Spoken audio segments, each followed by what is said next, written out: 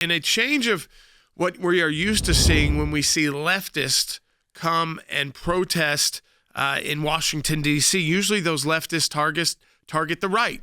They target pro-life groups. They target organizations like the ACLJ. They target, again, Republican members of Congress. But last night, in a protest that turned violent, 6 police officers were injured. These pro-Palestinian, I could even say pro-Hamas, they call them protesters. They're almost like militants, attacked not the RNC, but the DNC headquarters, had to go under lockdown because these protesters calling for, get this, a ceasefire, engaged in not a peaceful demonstration of civil disobedience like closing the doors, but in violence.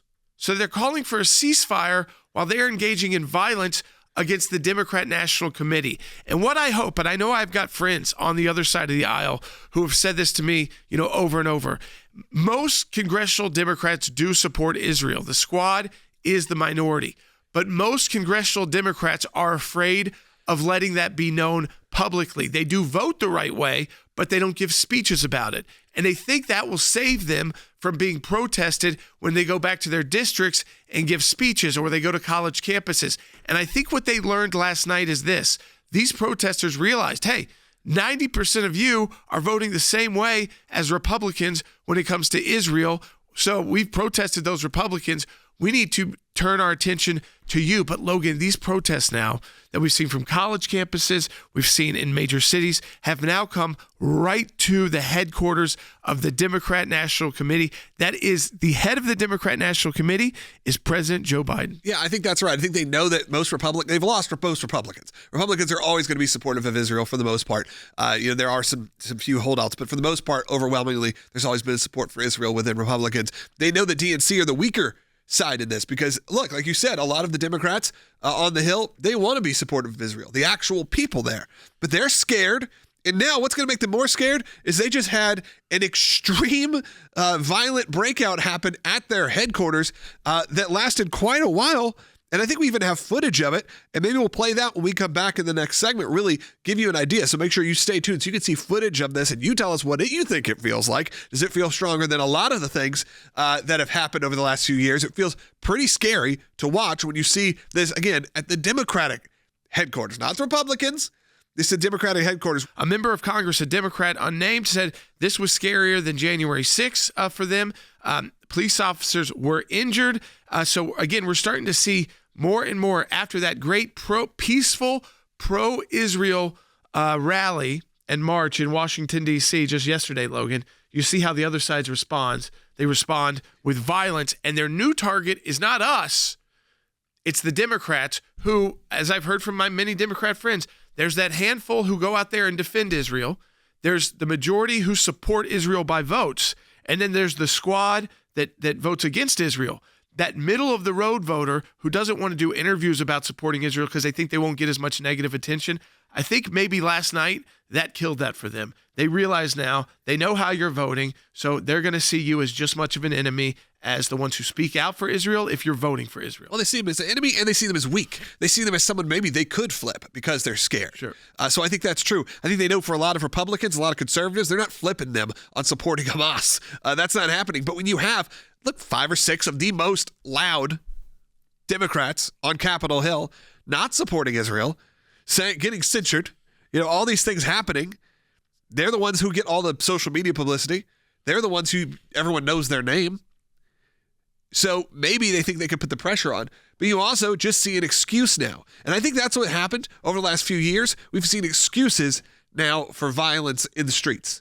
It's no longer unacceptable for these protests to get out of control. Now it's completely acceptable. On both sides of it, it's acceptable. And the police has to figure out what to do with it. How to do it without themselves getting themselves in trouble. They're getting a taste of what we've had to deal with as Republicans for many, many years on various issues, because you've seen that kind of flash mob protest group ability that we don't really have on the right. Yeah. That they do have on the left. Now it's turning on them.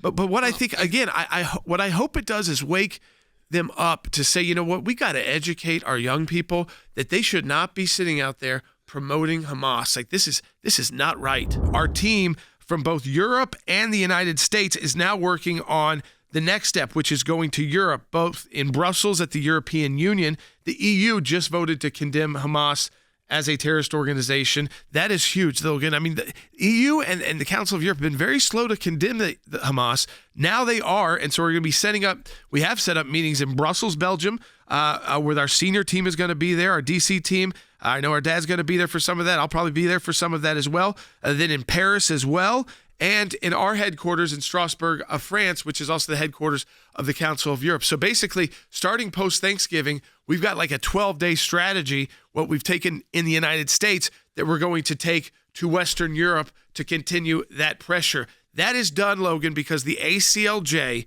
has the financial support of our donors, both those donors who donate regularly because we have matching challenge months, or like this month with the Faith and Freedom Drive, where every amount you donate is effectively doubled. But it's also, Logan, because of these new recurring donors that we are adding. You pick a number you're comfortable with. So maybe it's $50 or $150, and you say, I want that to automatically be deducted from my account each month as a donation to the ACLJ. And on the months that we're doing a Double Your Impact month, it will double. So that if you chose $150, that month it'll be like $300, but you're just charged $150. And these recurring donors, Logan, are giving us this new ability to plan into the future for like not just best case scenarios, but worst case scenarios. That's the international side. And I want you to talk about the importance of those donors. Really, like you said, means someone who is dedicated to giving each and every month, and it automatically does it. And it really helps us out, because what it does, instead of